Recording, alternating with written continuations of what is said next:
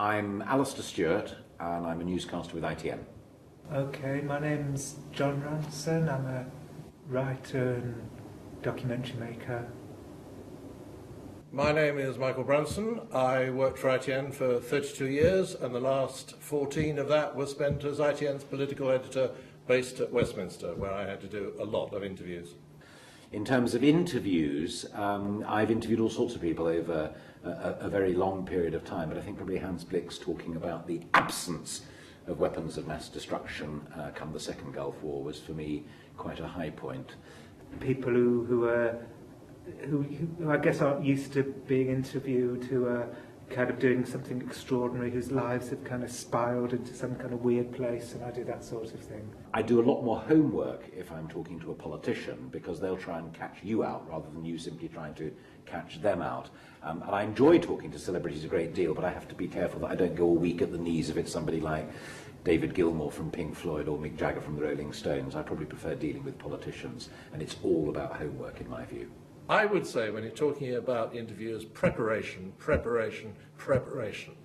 You've got to know your facts, you've got to know all about your interviewee, even if it's only a short 4 or 5 minute interview that you're looking for a clip, because you don't want to be caught out. You don't want to be made to look a fool in the middle of an interview when the politician says, basically, you don't know what you're talking about. You cannot go in there full of self-doubt, and you certainly can't go in there ignorant.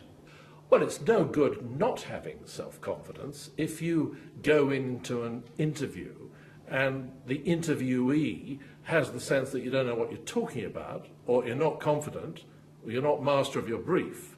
Then the interviewee is going to think, well, I'm wasting my time talking to this person, so why should I make any particular effort for them? So the answer to the question is, you can go into any kind of situation and not be intimidated, but don't try and become a different person when you're in that situation. Be yourself. If I'm any good at anything in this business, it is actually ad-libbing, whether it's live out in the field covering the war in Lebanon 18 months ago, or whether it was doing my own programme when ITV had a news channel. And sometimes I think it's crucially important, if you're in a kind of mad story, to have somebody quite recognisable in the middle of that story. It's really important for the story. Well, you've got to have your wits about you. You've got to expect the unexpected.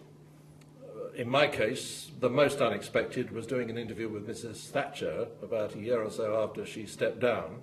And in the middle of it, the recollection of what she was talking about meant that she started crying. And that doesn't often happen in an interview.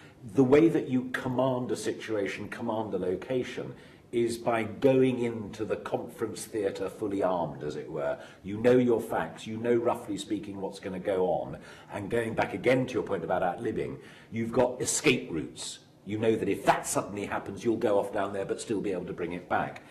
It is again self-confidence, but again it's prep, and it's what any good schoolboy or schoolgirl would have learned via GCSE, A-level, and if they're lucky enough, university.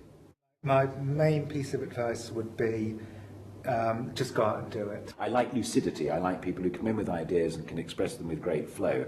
I hate pretense. Yeah, we just did it, and eventually Channel 4 got involved and gave us a bit of money and showed it. You can keep your hands under control, find somewhere to put them, and you can stop saying, that kind of thing. It's a fantastic industry that welcomes people who are self-confident, have educated themselves and drawn the benefit of education that's offered to them, but it's having tough times. The money ain't what it was when I first started, and I don't just mean in salaries, more importantly I mean in terms of coverage budgets. Go for it, but be realistic.